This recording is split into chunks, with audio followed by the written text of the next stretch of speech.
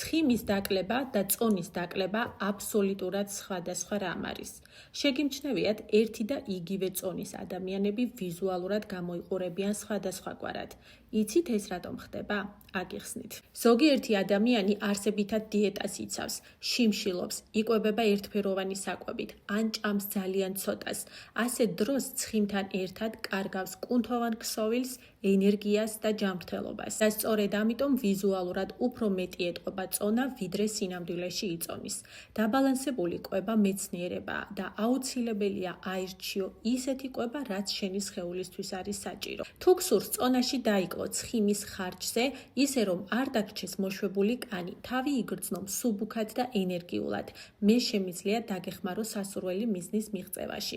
მე ვარ მანო, პერსონალური კვების კონსულტანტი, 11 წლიანი გამოცდილებით. დაწერე კომენტარებში პლუსი და მე მოგიწევ პირად კონსულტაციაზე ჩემთან, სადაც განვიხილავთ პროგრამას ინდივიდუალურად თქვენზე მორგებულს, რომლის საშუალებითაც დაიკლებთ 6-დან 8 კილოგრამამდე თვეში ძალიან კომფორტულად.